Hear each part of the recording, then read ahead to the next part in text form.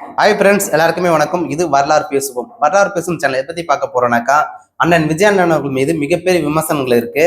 So அரசியல் பத்தி ஒண்ணுமே தெரியாத ஒரு விஜய் அவர்கள் அரசியல்ல ஜெயிச்சுட்டாரா என்ன பண்ணுவாரு அப்படின்னு பார்த்தோன்னா மிகப்பெரிய கேள்விகள் பார்த்தோன்னா தொடர்ச்சியாக மக்கள் முன்னாடி கேள்வி வச்சுட்டு இருக்கிறாங்க. அது மட்டும் இல்ல, சில அரசியல் தலைவர்களும் பார்த்தீங்கன்னாக்கா குறைகள் சொல்லிட்டு தான் இருக்கிறாங்க. இதுதான் உண்மை கூட. ஓகே, ஏன்னா திமுக இருந்தாலும் சரியான அங்கீகாரம் கொடுக்க மாட்டாங்க, மரியாதை கொடுக்க மாட்டாங்க.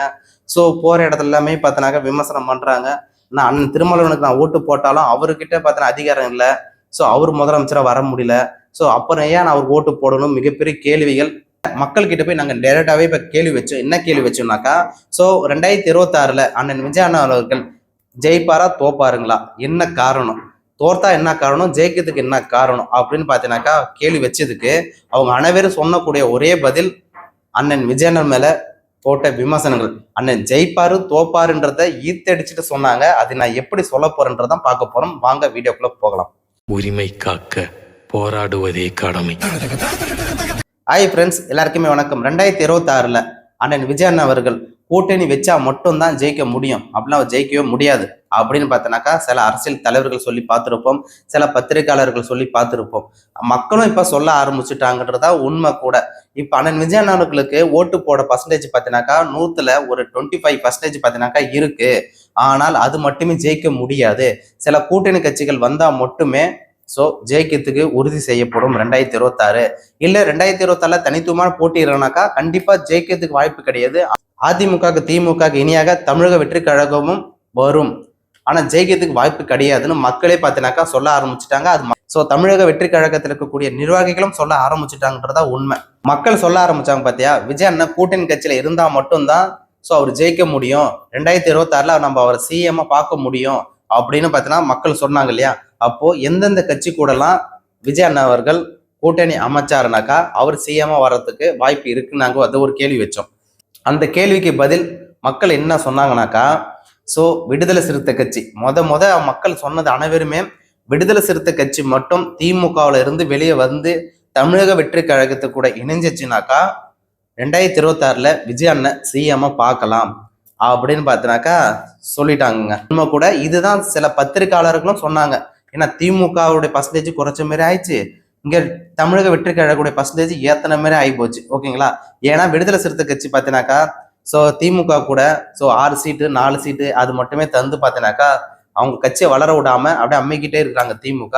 இப்ப திமுக இருந்து விலகி தமிழக வெற்றி கழகத்தை கூட இணைஞ்சாங்கனாக்கா மினிமம் ஒரு 25 சீட்டாவது கம்பல்சரி வாங்குவாங்க. திமுக கூட்டணியில விடுதலை சிறுத்தை கட்சி இருக்குது.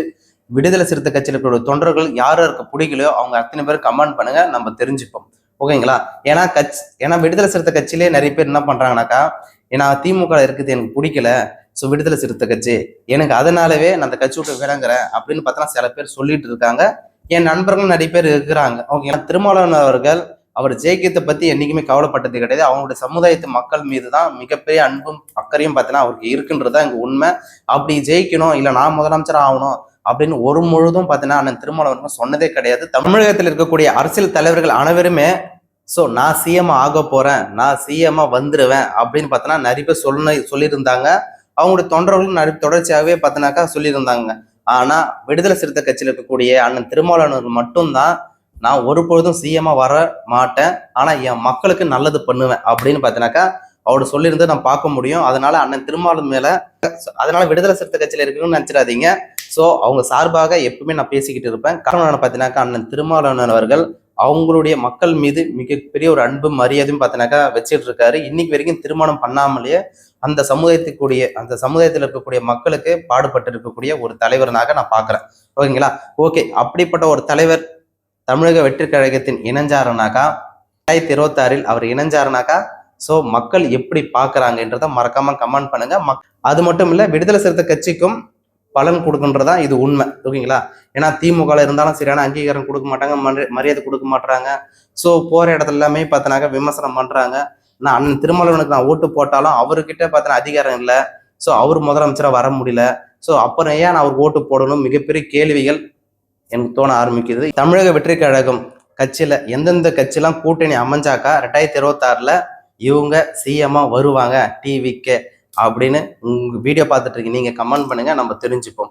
நன்றி. உங்களின் ஒருவனாக உங்களின் ஒருத்தராக பேசுகின்றன என்றென்றும் உங்களோட இணைந்திருக்கேன். என்னோட சேனல் மறக்காம சப்போர்ட் ஆதரவு கொடுங்க. அனைவருக்கும் ஷேர் பண்ணுங்க. நன்றி.